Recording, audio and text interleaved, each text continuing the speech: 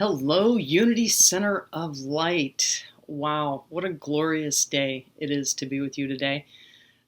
And really, I'm with you because remember on March 2nd, I said I was going to take a screenshot so that I could pre-record this directly to you and to you. So here you are and there you are.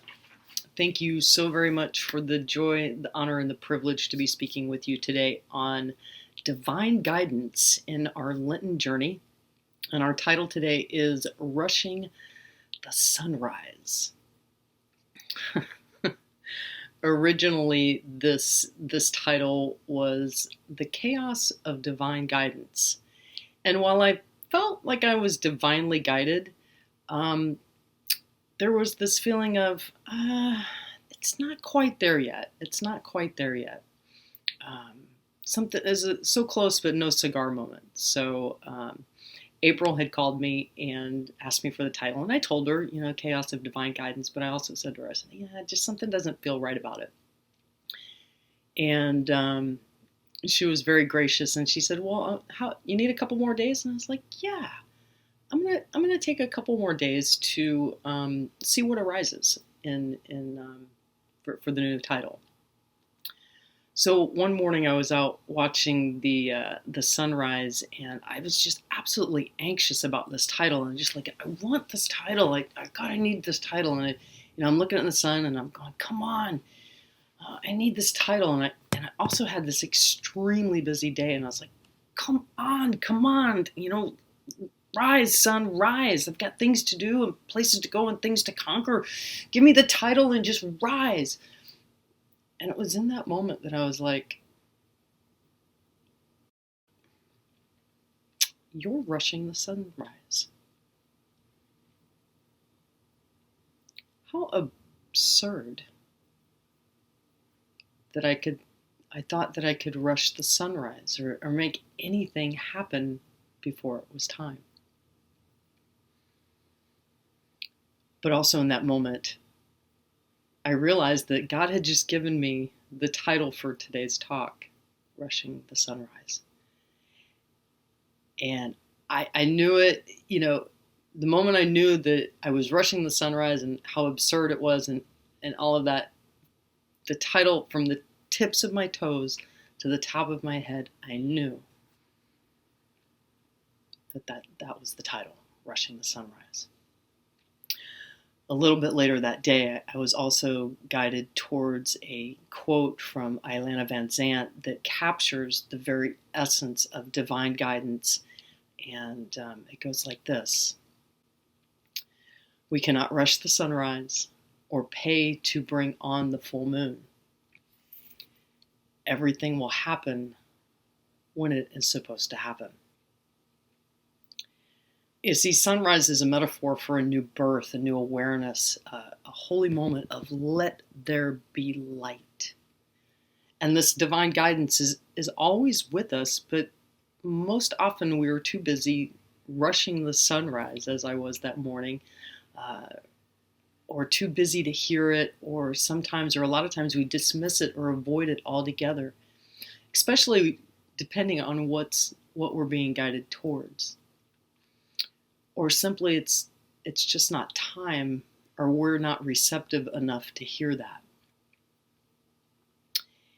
In Butch's March 2nd title, he was talking about this being our intuition, our inner guidance, this be still and know.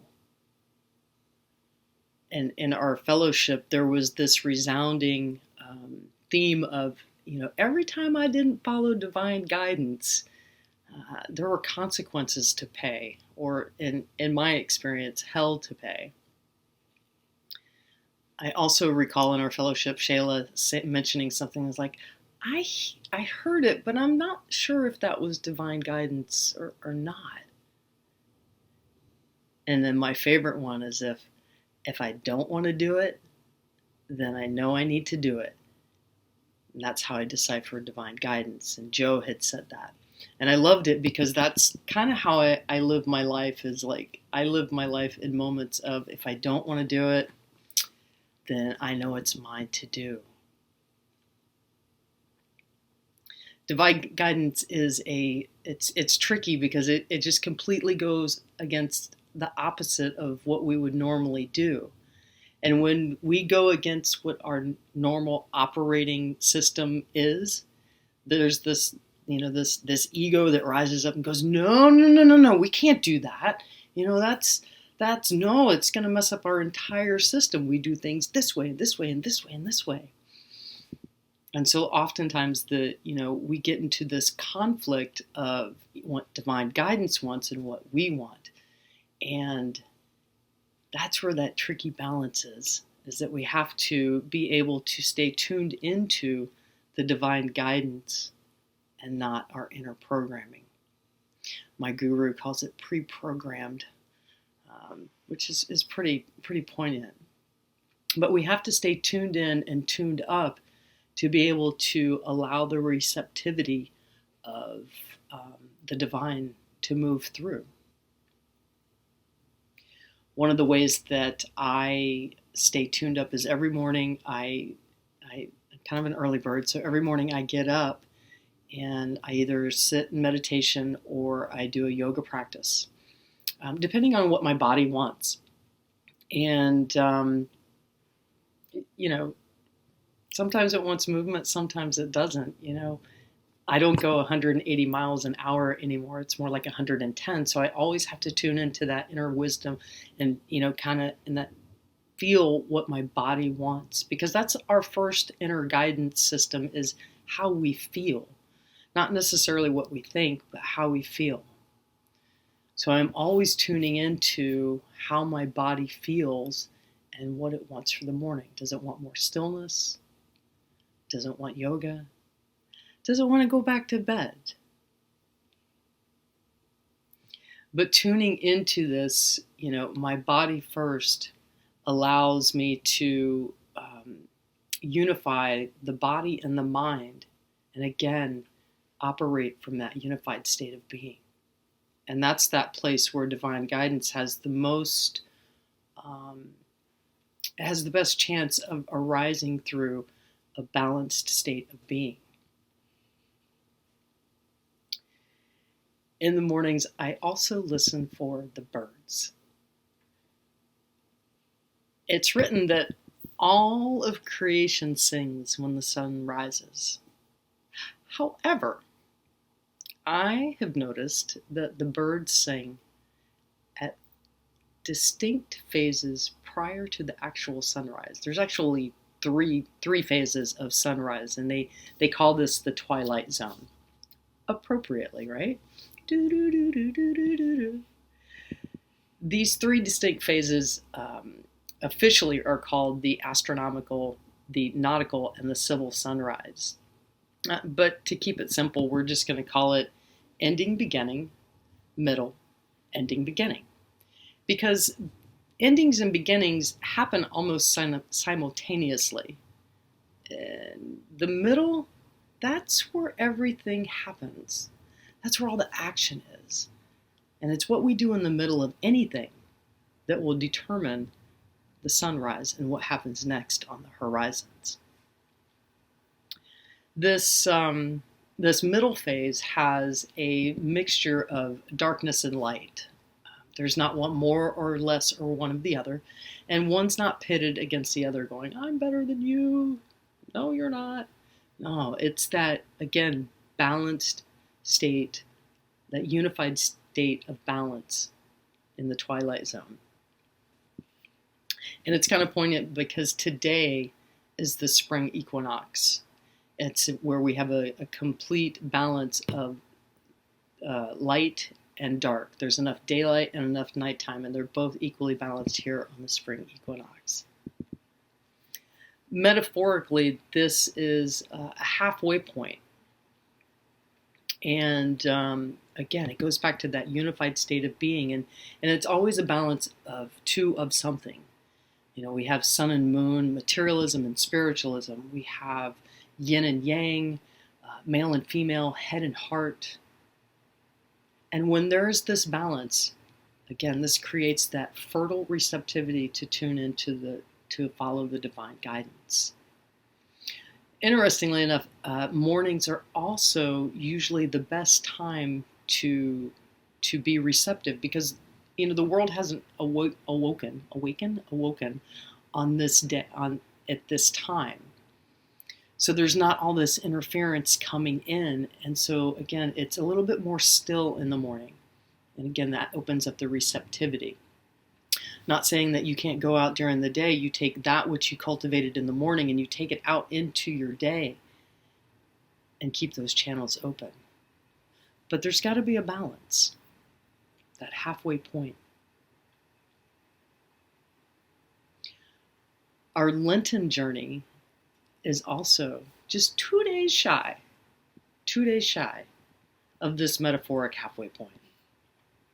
And I don't know about you, but personally, I always feel this intensified pressure when I get to the halfway point of anything. Again, it's this middle section. It's like you're in the middle of this, that, and everything. But there's this intensified pressure of do I really need to be doing this? I start to question or doubt myself, or have fear that I'm not going to be able to get it done. Or I want to get there and I want to get it done now. I want this over now. These are the crucial moments when we need to tap back into divine guidance of what we were following in the first place, and to be tapped into that divine guidance to listen for the next steps in these moments that those doubts and those fears begin to rise up, or when the ego comes in and goes, no, don't mess up my system.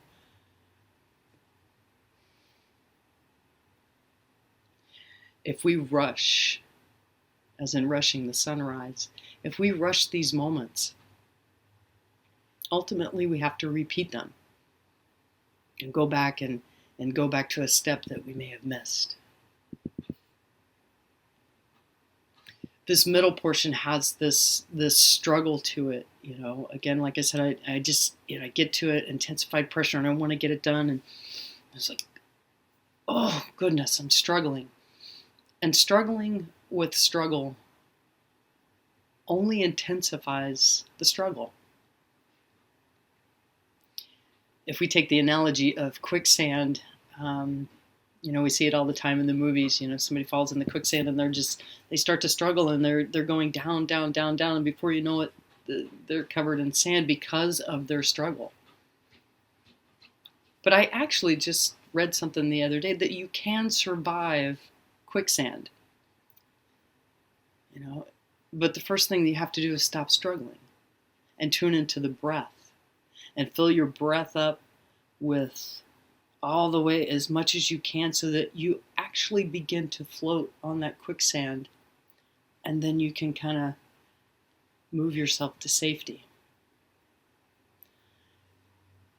And I thought that was absolutely amazing, because I thought that being a quicksand was a death sentence, but it's not. Tuning in and stop and releasing the struggle, so that, again, the divine guidance can come in. And right now, it seems like lately we have been caught in the middle of something for far too long. We've had our global pandemic, we've got inflation, we have the war, the invasion of Ukraine. This is increasing our gas prices, and everything feels like it's coming in just like that quicksand. And as a society, we tend to be very uncomfortable in the unknown or the struggle. Again, wanting it done, I need to know now, instead of when it's time. Every struggle is the birth of some sort. And it's rarely comfortable or easy.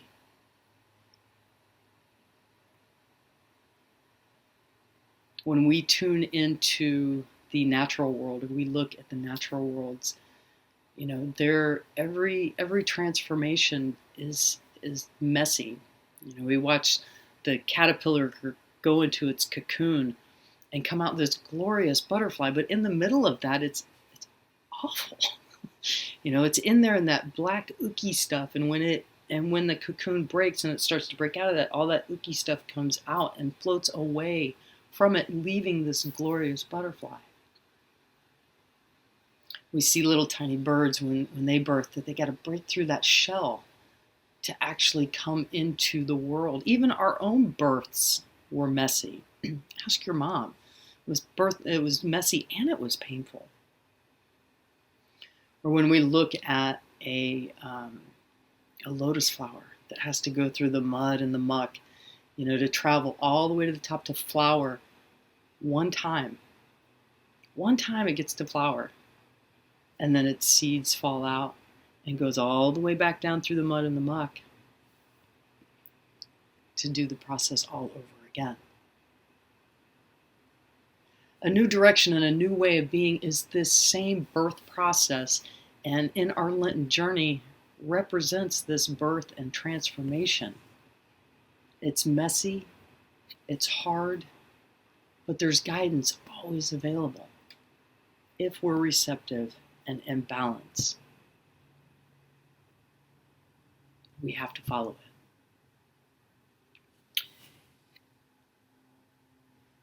When I was, the birds that I listened to always, it always brings up the quote of from Matthew 6:25.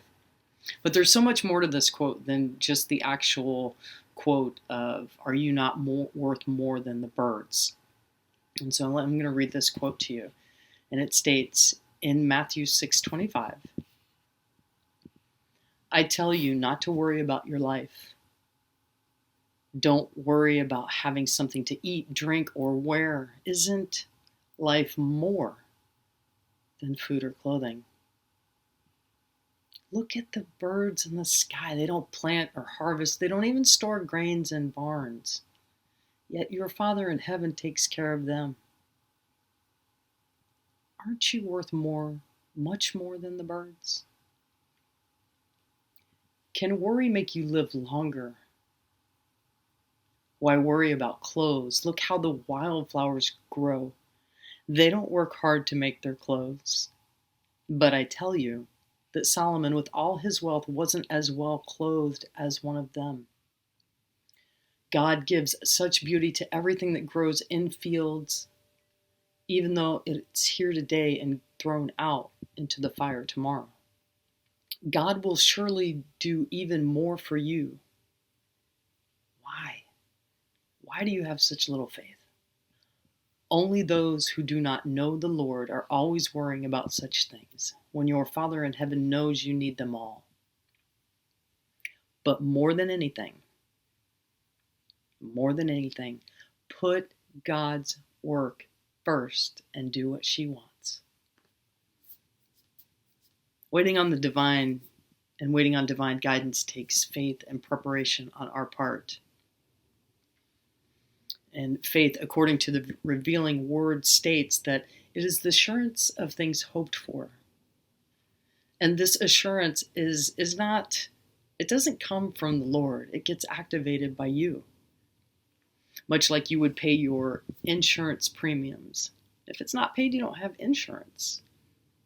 If we don't take actions and steps to have faith that whatever it is we hope for will come to fruition, it just will not be. So how can we have faith in knowing what she wants is what we're hearing?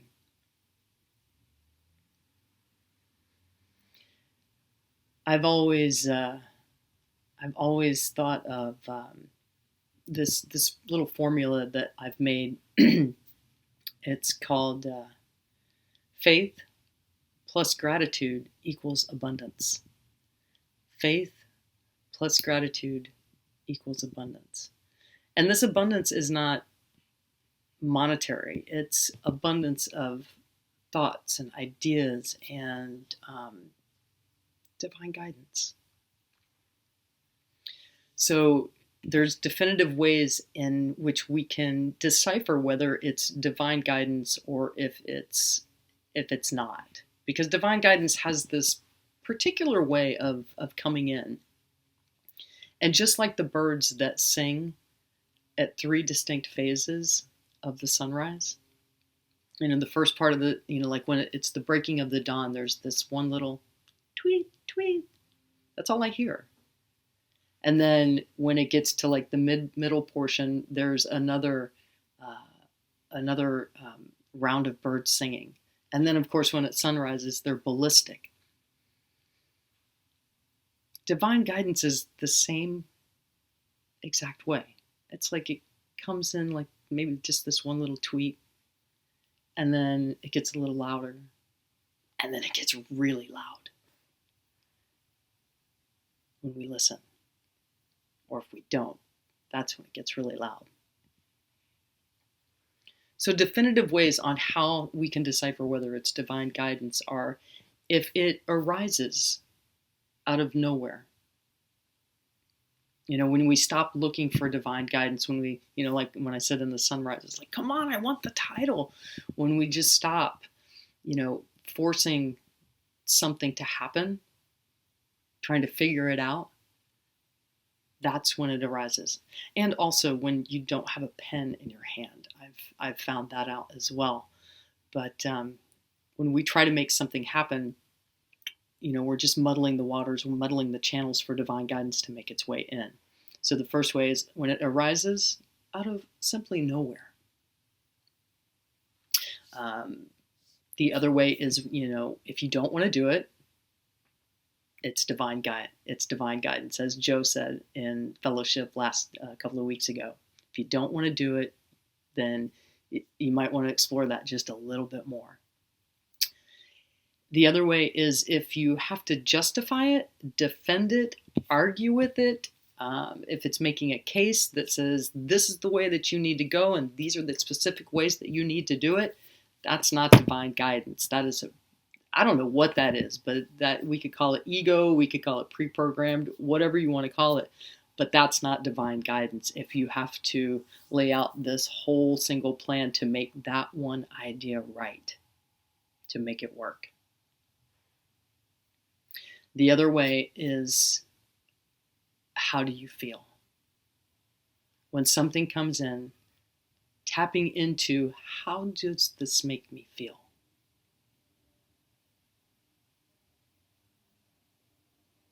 Sometimes is all that's needed. Tuning into this divine guidance and seeking this divine guidance is the keys of the kingdom that Jesus spoke about, of seeking first and foremost.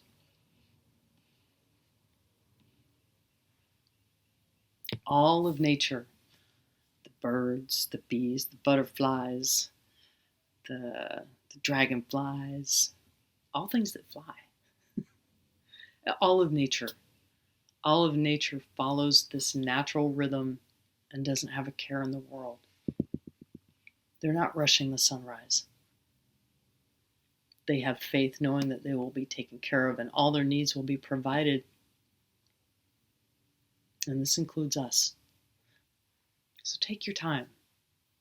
Be at peace with yourself as you are and all of existence. And watch the sunrise. Namaste.